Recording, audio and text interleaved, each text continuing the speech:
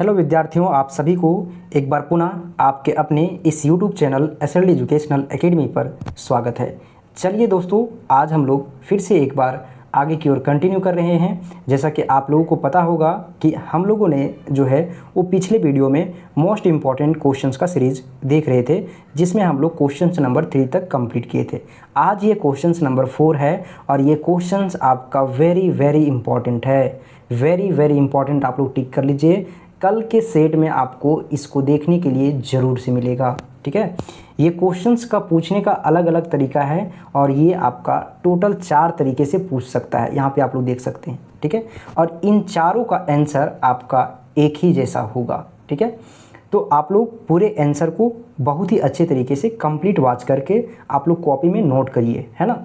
और अगर आपको किसी भी प्रकार से कोई समस्या होता है तो आप कमेंट सेक्शन में ज़रूर बताइए। ठीक है, देखिए आप लोगों को पता हो, आपको जो है दोस्तों आंसर के साथ आपको आंसर लिखने का तरीका भी आपको बताया जा रहा है। ठीक है, आपको जो यहाँ पे आंसर दिया गया है वो बहुत ही सिंपल और सरल है और पॉइंट वाइज आपको दिया गया है। आप अगर इस तरीके से आप अपने एग्ज़ाम में आंसर हुबहू लिख के आते हैं तो आपको यहाँ पे 50 नंबर में आपको 50 मिलेगा। फुल को में फुल उठाना है आपको, तो क्वेश्चंस के आंसर आप हुबहू ऐसे ही कीजिएगा। ठीक है, देखिए यहाँ पे आपका क्वेश्चंस है और इस क्वेश्चंस को आप लोग देख लिए होंगे अब तक। ठीक है, पिछले वीडियो में भी हम आप लोगों को बताए थे।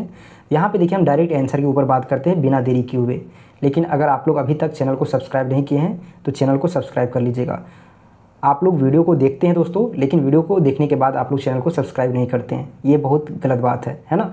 आप अगर सहयोग नहीं कीजिएगा तब तक किसी का कुछ हो नहीं सकता है। ठीक है, क्योंकि आप लोगों के पास रियल पावर है ना। तो आप सहयोग कीजिए, आपका हम सहयोग कर रहे हैं और एक दूसरे को सपोर्ट करके आगे की ओर बढ़िए, है ना। तो आप लोग अगर चैनल पर नए हैं तो चैनल को जरूर से सब्सक्राइब कर लीजिएगा। ठीक है, देखिए यहाँ पर बोला गया है, आपको आंसर जो आपको है उसको देखिए। ठीक है, यहाँ पे आपको बताया गया है कि भारतीय स्वतंत्रता आंदोलन में सुभाष चंद्र बोस का जो योगदान है वो अत्यंत महत्वपूर्ण और प्रेरणादायक रहा है। बहुत ही कहानी के जैसा है इनका स्टोरी, है ना।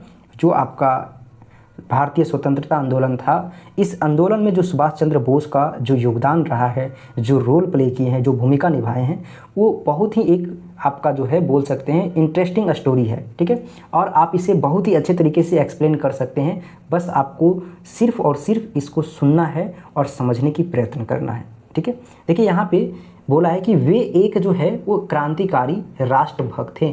ठीक है, आप लोगों को पता होगा कि सुभाष चंद्र बोस जो है वो एक महत्वपूर्ण, अत्यंत महत्वपूर्ण और प्रेरणादायक तो रहे ही, लेकिन वे एक जो है वो क्रांतिकारी राष्ट्रभक्त भी थे। ठीक है, जिन्होंने भारत को स्वतंत्र कराने के लिए जो है वो परंपरागत अहिंसक तरीकों से जो है ना, परंपरागत अहिंसक तरीकों को जो है वो अतिरिक्त जो है अस्त्र शस्त्र संघर्ष का भी मार्ग अपनाया। ठीक है, यहाँ पे देखिए आपको बताया क्या जा रहा है ना, कि जिन्होंने भारत को स्वतंत्र कराने के लिए परंपरागत अहिंसक तरीकों के अतिरिक्त, है ना, सशस्त्र आपका जो है ना सशस्त्र संघर्ष अतिरिक्त जो है वो आपका सशस्त्र संघर्ष का भी मार्ग अपनाया। ठीक है, उनके प्रमुख योगदान कुछ इस प्रकार से है।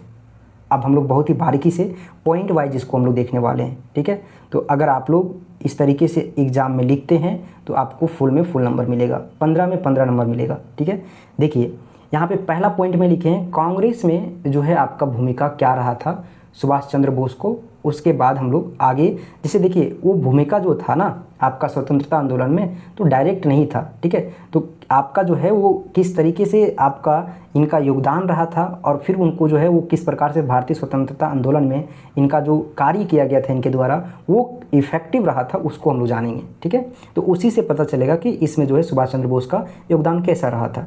तो सुभाष चंद्र बोस जो है वो भारतीय राष्ट्रीय कांग्रेस के सक्रिय सदस्य रहे थे। ठीक है, यानी कि जो आपका इंडियन नेशनल कांग्रेस है ना, इसका जो है एक सक्रिय सदस्य थे।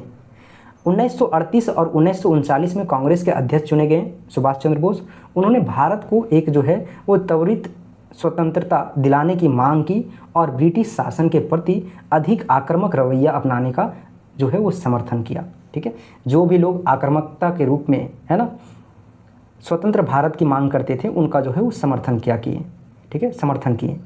उसके बाद सेकेंड रूप था आपका फॉरवर्ड ब्लॉक की स्थापना। ठीक है, कि यहाँ पे बोला है क्या, 1939 में गांधी जी और अन्य नेताओं से मतभेद के कारण उन्होंने जो है वो कांग्रेस से इस्तीफा दे दिया। ठीक है, जो अन्य नेता थे स्वतंत्रता सेनानी के रूप में कार्य कर रहे थे और महात्मा गांधी थे, उन लोगों से थोड़ा मनमुटाव हो गया था, जिनके कारण से जो है उस सुभाष चंद्र बोस ने कांग्रेस का रिजाइन दे दिए। ठीक है, और फॉरवर्ड ब्लॉक नामक पार्टी की एक स्थापना की। ठीक है, इसका उद्देश्य था भारत की संपूर्ण स्वतंत्रता।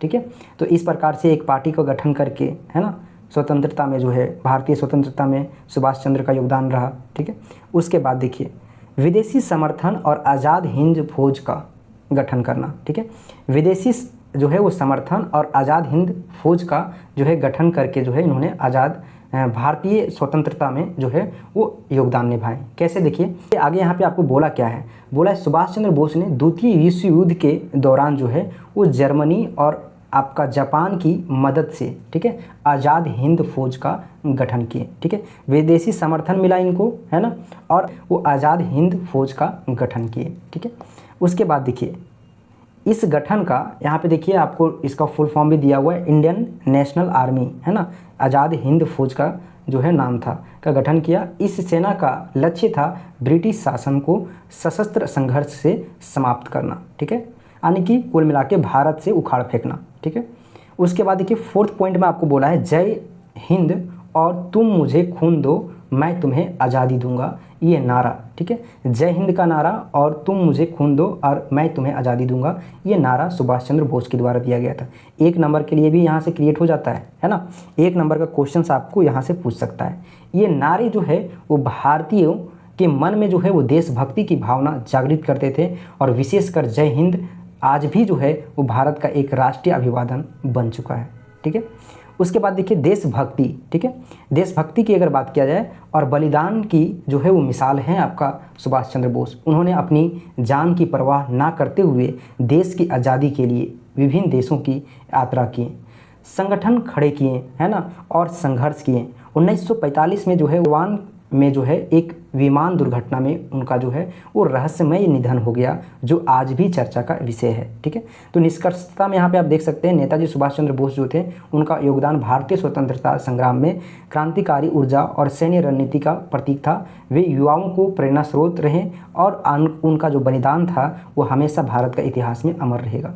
इस प्रकार से जो है वो आपका सुभाष चंद्र बोस का भारतीय स्वतंत्रता आंदोलन में जो है वो आपका भूमिका था, योगदान था। ये सभी आपका क्वेश्चंस का आंसर है। इसको आप लोग बहुत अच्छे से कर लीजिएगा। क्वेश्चंस है वो वेरी वेरी इंपॉर्टेंट है, बार बार हम बोल रहे हैं।